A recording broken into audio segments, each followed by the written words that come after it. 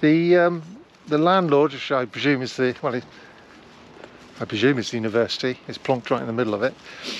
Has given us permission to use. There's a permissive path going up, and handily it follows the English and the Saxon boundary. So we should be particularly interested in it. I am interested in it, but now I want to see the university, which is next. But I just thought I'd mention this ravine here, this dell. It's delving. It's the Saxon Charter says up and long broches to swellgend, which means deep place. And I thought that meant the ponds, because the ponds would be deep. But it does look. I didn't know this was here. This dell. This let's call it Dean. Dell and ravine doesn't sound right to me. But it's a cutting. It's not, you know, cut by nature, and it's deep. And then it says after that, go along to the ditch, and then up to the Bath hair path, which is, as anybody knows, my channel will know, I spend quite a lot of time looking for hair path. Hair path, there's different ways of spelling it, and it means army path originally, but I've come to realise that any old English Saxon road that goes up a hill, they called it a hair path. They thought of it as, when they said army path to themselves, they heard in their mind's ear highway, the high road. And I think this because there are 3 of them within half a mile of here, and they're all roads that go up.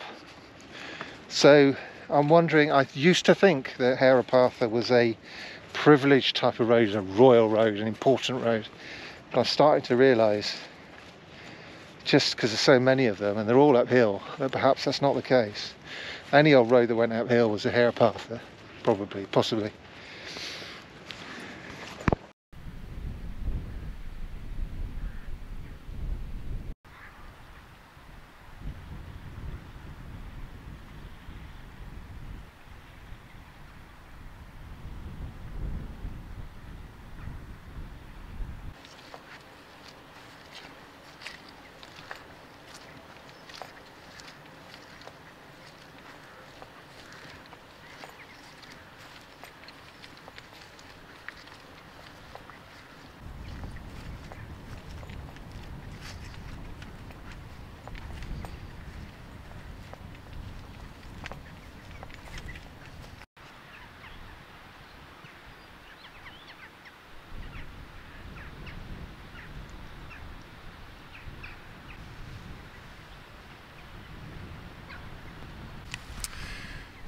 The Saxons the Saxon Charters talk of a stone wall up there,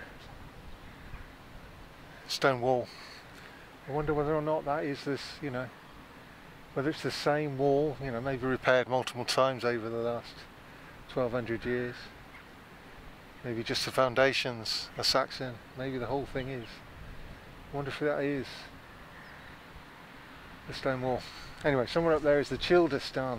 If you go to this university, perhaps you're in the history department, doing ancient history or whatever, and you have some sort of relationship with the landowner, or perhaps you pop out for a smoke from your dorm of an evening and take a walk over there, look for a stone for me, would you? I'm looking for the Childar stone, the Childestan. And I can't, I'm getting too long in the tooth to go trespassing. I know it's very fashionable, you've got books in actually me and a friend are probably going to do a joint review of the Trespass book, a discussion on it. I don't know whether you remember the political movement Reclaim the Streets, you know. I think there's a movement to reclaim the countryside as well. I'm too long in the tooth to do stuff like that.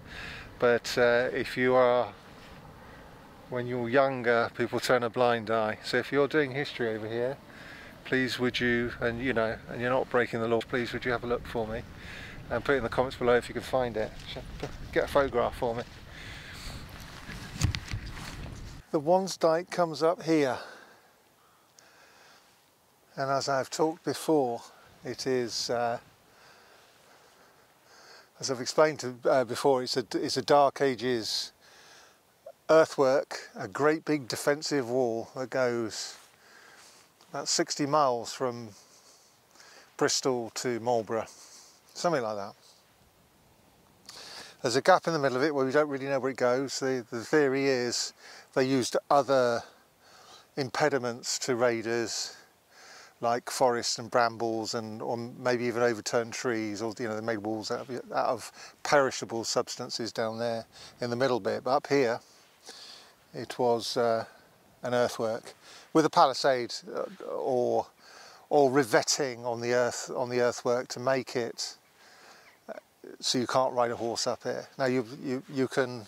It's not totally impermeable, but it would have delayed you quite a long time for the defenders to come along and kill you. But anyway, and even if they don't kill you, you break through and you make your way into Somerset, they'll chase you out again and you're faced with a great big water, and in which case they'll kill you as you're climbing over the wall. But anyway, it comes up from the swell. It's nice illustrated, the swell. I don't know whether you can see it. The swell end there, the deep place. But it comes over from the charter doesn't follow it. It just it crosses. It says it crosses it as it goes into the woods around Stantonbury, Merkersborough on the charter, and then comes directly here in a straight line, and then comes up here. It's not bad. I thought it was all entirely ploughed out, but it's a nice little what remains of it. Now obviously all of this has been ploughed in the past, because it's like an eighth of the size it would have been, you know, 1500 years ago. But